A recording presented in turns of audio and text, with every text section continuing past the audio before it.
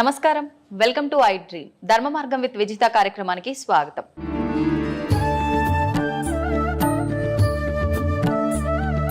చాలా మంది తను నిజమే అని చెప్పి అఘోరి దీక్షలు తీసుకునేటప్పుడు సాధన చేసేటప్పుడు కొన్ని సంవత్సరాల పాటు వాళ్ళు సాధన చేసిన తర్వాత వాళ్ళకు ఒక ఐడెంటిటీ కార్డు లాంటిది వస్తుందని చెప్పి తన దగ్గర అది ఉంది అని చెప్పి తను పుర్రెలో తినటము ఇవన్నీ చూసి చాలామంది నిజంగా తను అఘోరినే అని చెప్పి చెప్పడం వింటున్నాం కదా, దాని గురించి మీరు ఒక 1 year 2 years మీరు ఆగి చూడండి ఆమె పరిస్థితి ఎలా అవుతుందో. దైవత్వం ఆడంబరం కాదు, దైవత్వం ప్రదర్శన కాదు, దైవత్వం దికావత్ కాదు. అగర్ దీని ఆడంబర స్థితికి ఆటవికంగా కనుక మనం తీసుకుంటే దైవమే కాలనాగై కాటి వేస్తుంది. జాగ్రత్త. నాకైనను అది షరతే, నాకైనను బ్రహ్మలకైనది తగలేదు కదా. అవునండి. ఆమె సత్యమంతురాలా పవిత్రురాలా అన్నది మీరు నేను తర్కించుకోవాల్సిన విషయం కాదు. భగవంతుడు అటువైపు ఉన్నది ఒక యాంకర్, ఇటువైపు ఉన్నది ఒక సన్యాసి, బాల సన్యాసి, ఆజన్మాంత బ్రహ్మచారి. నాలాంటి యోగంలో సమబుద్ధి ఉంటే తర్కించుకోవచ్చు, చర్చ చేసుకోవచ్చు. యోగ మూలాలను అనుసరించి అఘోర పరంపర ఎక్కడి నుంచి వచ్చింది, ఇప్పటి వరకు నియమాలు ఏంటనేది సమబుద్ధిగా చర్చ చేసుకోవచ్చు. మీకు తెలియదు, ఆ మూలాలు మీకు అనుభవంలోకి లేవు. అయితే నేనేమంటున్నానంటే సత్యమైన అఘోరీలు సావు సమృత ఉన్న పొలిమేరకు రారు. వాళ్ళు ఆ పొలిమేరలో అడుగు పెట్టడానికి ఇష్టపడరు. అది ప్యూరిటీ, రియాలిటీ, అసలైన అఘోరి పరంపరలో ఉండే నియమాలు ఇవి. ఇక కపాలంలో తినడం అంటారా, వాళ్ళకు వాస్తవంగా కపాల మోక్షం జరగవలే. అంటే కపాల మోక్షం అంటే జీవుడు సహస్రారం గుండా బయటికి వచ్చి వాళ్ళతో సంభాషించడం కపాల మోక్షం. అది పెద్ద యోగం. అదందరికీ సాధ్యపడుతుందా? అలా సాధ్యపడిన వాళ్ళకి అది పుర్రే ఇస్తారు తిన్నింకే. లేదంటే నేను కూడా తీసుకొని తినవచ్చు రోజు. ఇప్పుడు నేను ప్రతిరోజు మట్టి మూకుళ్ళలో తింటాను, మట్టి పాత్రలో. ఇప్పటికీ వాళ్ళు ఏదన్నా ఇస్తే మట్టి పాత్రలో వేసుకొని తింటాను, మట్టి గ్లాసులో నీళ్ళు తాగుతాను, మట్టి కుండలో తింటాను. నేను 12 సంవత్సరాల నుంచి సన్నేసించినప్పటి నుంచి మట్టి పాత్రనే నా యొక్క భోక్తవ్యం. మీరు ఎక్కడికి వెళ్తే అటు తీసుకెళ్తారా? వెంటనే ఉంటుంది.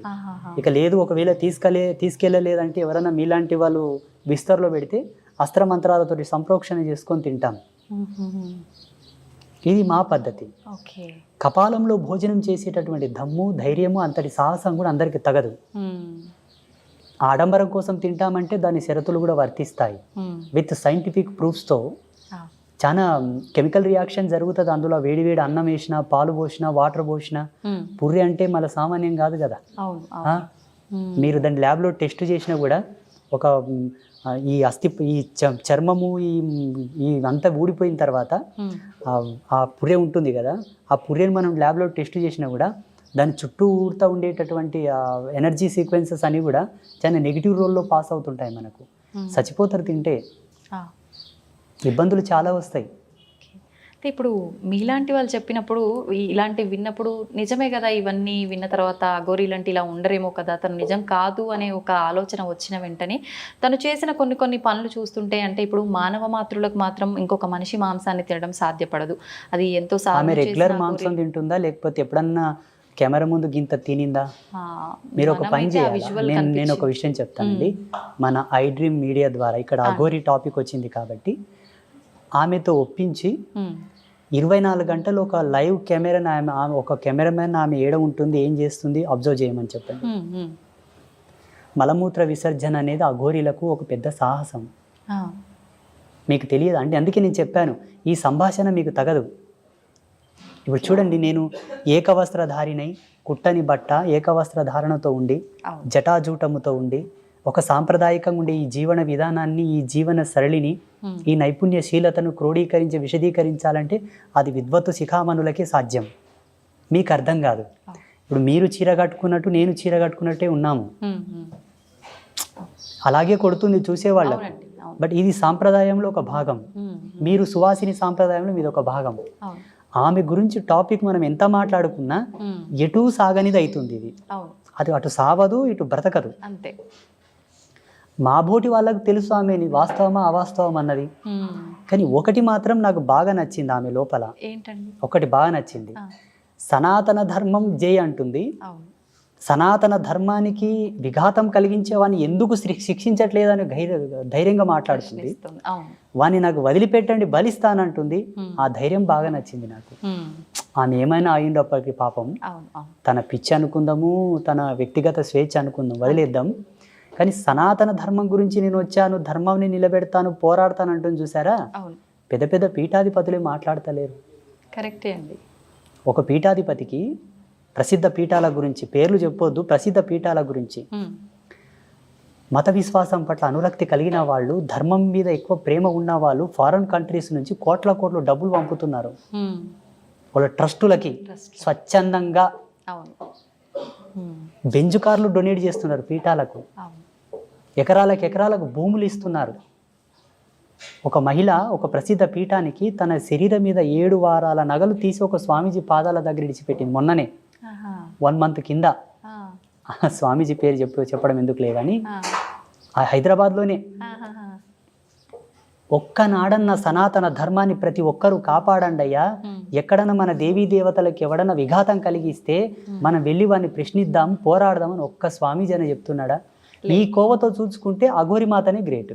అవును, ప్రతి ఒక్కరు కూడా అంటే ఏదైనా జరిగినప్పుడు మాట్లాడాలి అనేవారే తప్ప మా వరకు వస్తే చూసుకుందాంలే, ఇప్పుడు ఎందుకు మేము వెళ్ళి దూరటము అనే ఆలోచనలోనే ఉంటారు. అది తగదు.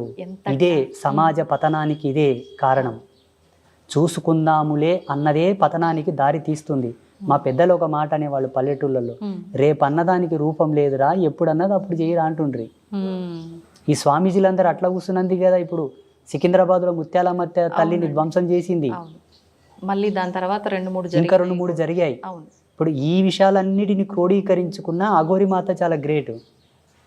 ఆమె డైరెక్ట్ పోలీసుల ముందే అంటుంది, మీరు నన్ను ఎదిరించడం కాదయ్యా, వాని వట్కరండి ఫస్ట్ అంటుంది, జై సనాతన ధర్మ అంటుంది. అది చాలు కదా.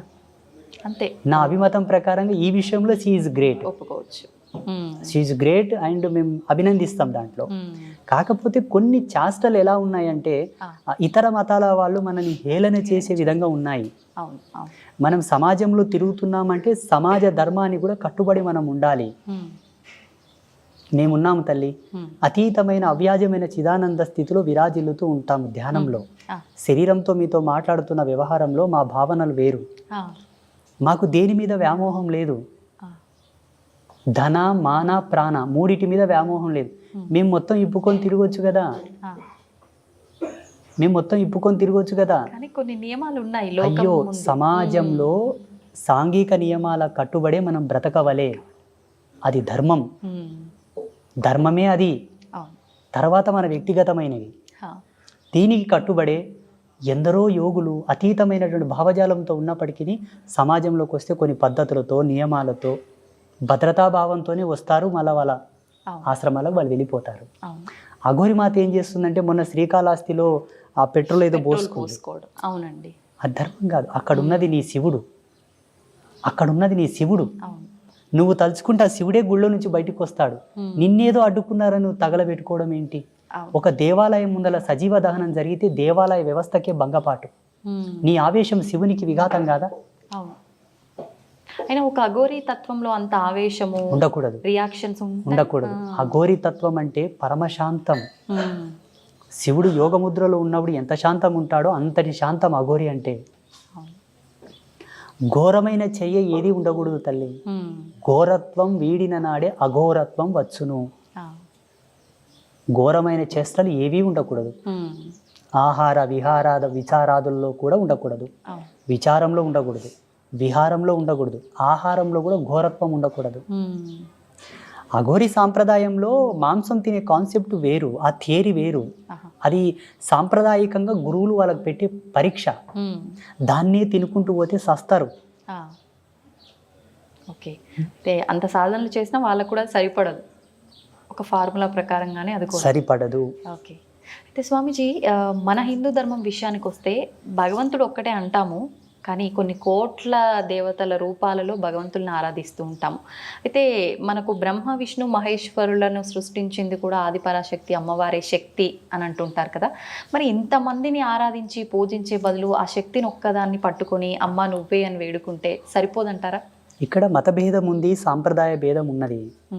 ఇందులో కొంత పురుష ఆధిపత్యం ఆధిక్యం కూడా ఉన్నది. పురుషుడి యొక్క ఆధిపత్యం చేతనే అమ్మవారి యొక్క పూజలకు వన్నె తగ్గింది. ఇప్పుడు చూడండి, ప్రసిద్ధ శక్తిపీఠాలకు అంత వైభవం లేదు. శక్తిపీఠాల్లో 18 శక్తిపీఠాలను కనుక మీరు సందర్శిస్తే దేవాలయాలు చిన్నగా ఉంటాయి. పేరుకు శక్తిపీఠాలు, అవును అవును, అవి ఎప్పుడో రాజులు కట్టింటారు ఆ గుడిని, అది అలాగే ఉంటుంది. మిగతా దేవతల యొక్క దేవాలయాలు, విష్ణు దేవాలయాలు, శివ దేవాలయాలేమో పెద్దగా ఆకాశం అంత శిఖరములు పెట్టి బంగారు తొడుగులు పెట్టింటారు. అవునండి. కానీ అమ్మవారి దేవాలయాలను మాత్రం ఎవరు పట్టించుకోరు. దీంట్లో కొంత ఎక్కడనో దాల్ మే కుచ్ కాలా హే, दाल में कुछ काला है पर कौन पकड़ेगा कब इसको बाहर निकलेगा वो भगवान जाने. కానీ ఏదో సంథింగ్ ఉంది ఇందులో. నేను కొన్నిసార్లు చాలా శోధించాను. నేను మొన్న గఢకాళిక మందిరం వెళ్ళాను, ఉజ్జయిని మహాకాళి.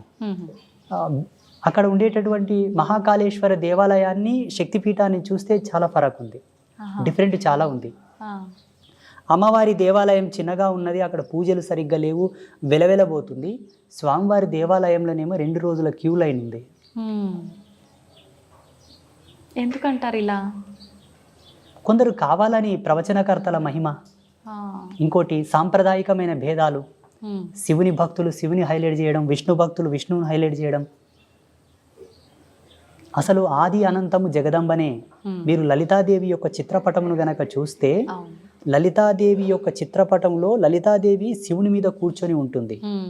జగత్పాలకుడు, జగత్పిత, జగత్కర్త, జగద్భర్త శివుడైనప్పటికీ ఆ శివుని పైన కూడా ఒకరు ఉన్నారు, ఆమెనే లలిత. అలాగే కాళీ యొక్క కాల కింద కూడా శివుడు ఉంటాడు, కాళికాదేవి కింద కూడా శివుడు ఉంటాడు. ఈ కాలాధర్మ సిద్ధాంతానికి అధిపతి మహాకాలుడైతే ఆ కాలుడి మీద కూడా ఒక దేవత ఉంటుంది, అధిష్టాన దేవత, ఆమెయే కాళి. అందుకే కాళీదేవి కాల కింద శివుణ్ణి చూపించాడు ఋషి. నిలబడితే మహాకాళి, కూర్చుంటే లలిత, ఇద్దరు సేమ్. ఆ లలితాదేవి యొక్క చిత్రపటంలో ఉండే దేవతలే దేవతలు, మిగతా వాళ్ళందరూ వాళ్ళ యొక్క అంశాలు. అందులో 9 మంది ఉంటారు, వాళ్ళే నవబ్రహ్మలు, వాళ్ళే ప్రధానమైన దేవతలు. కొన్ని కోటాను కోట్ల అనంత కోట్ల యుగములను ఎంతవరకు దేవజ్ఞానం వెళ్తుందో, మనుష్య జ్ఞానం ఋషి జ్ఞానం కాదు, దేవత ప్రాజాపత్య జ్ఞానం ఎంత దూరం వెళ్తుందో అంత దూరం నుంచి మనం చూసుకున్నా ఆది అంతము ఈ 9 మందే నవబ్రహ్మలు.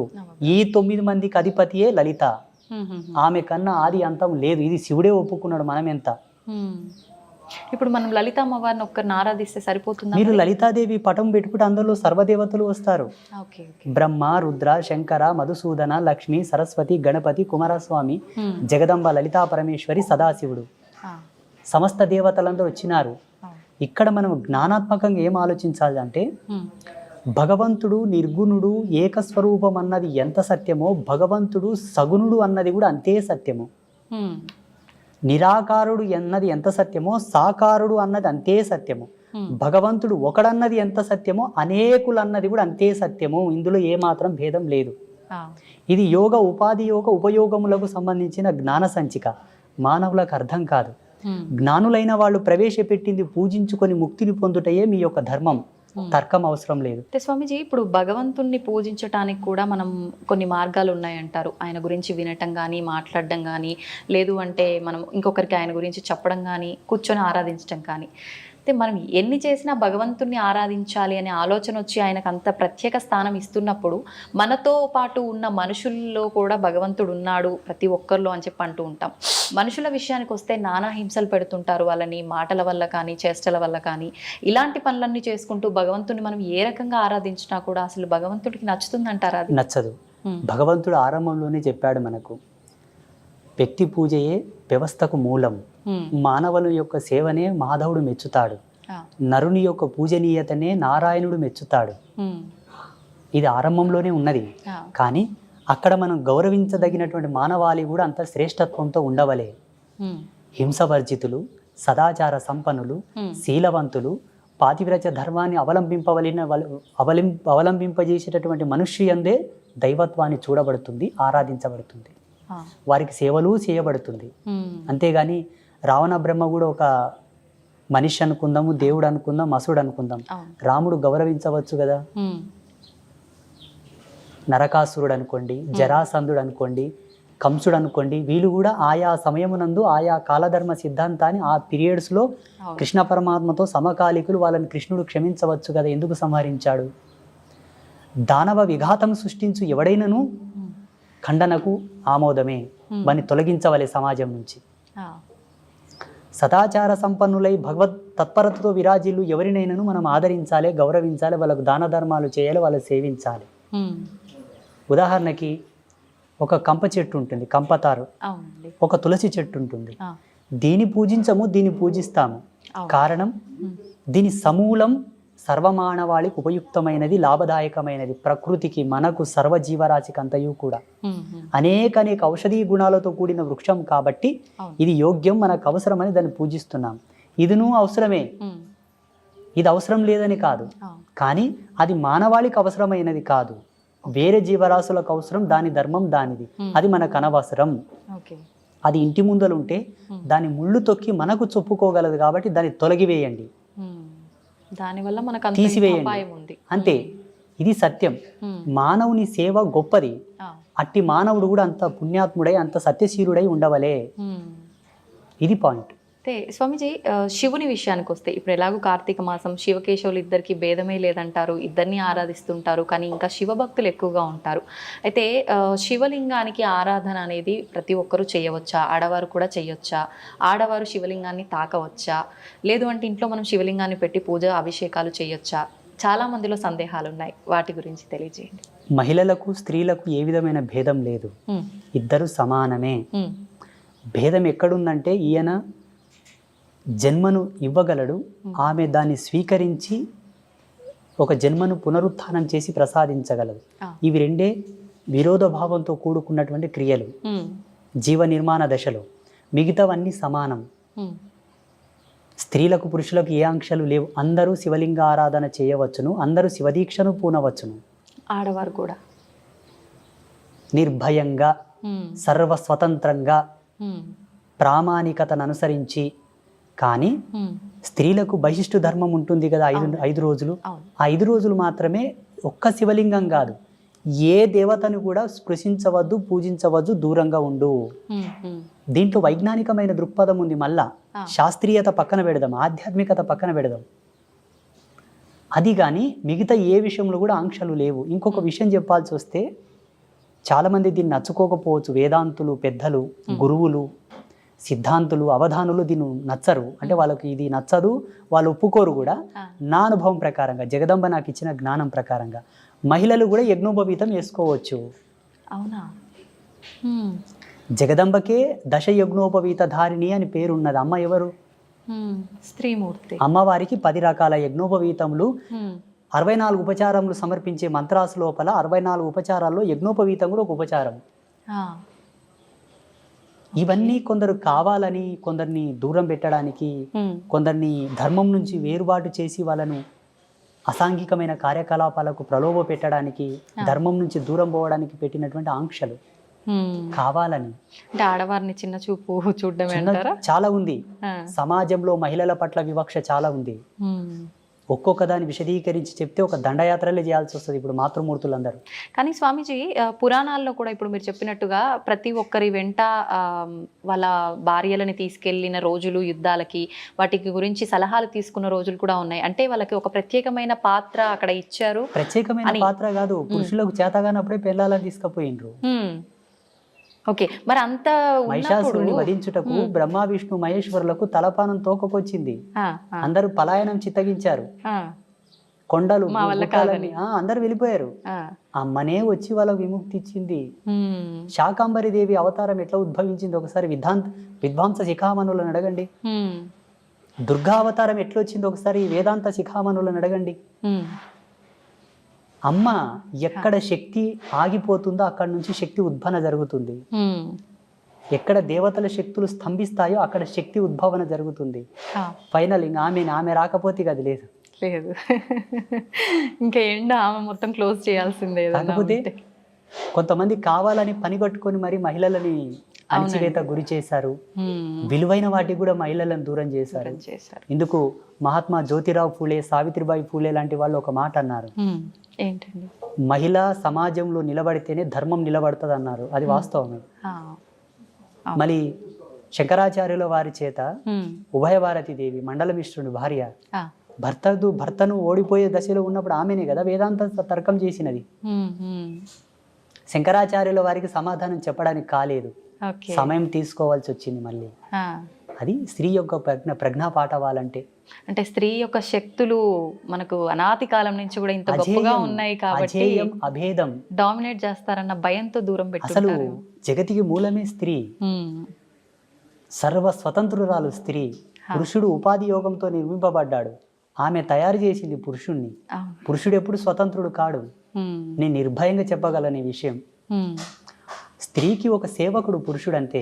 మరొక మంచి ఎపిసోడ్లో ఇంకా కొన్ని విషయాలు మీతో మాట్లాడాలని ఆశిస్తున్నాను. ధన్యవాదాలండి. ఐ డ్రీమ్ మీడియా ప్రేక్షకులకందరికీ ఒక సన్యాసిగా, ఒక బ్రహ్మచారిగా మా యొక్క ఆశీస్సులు.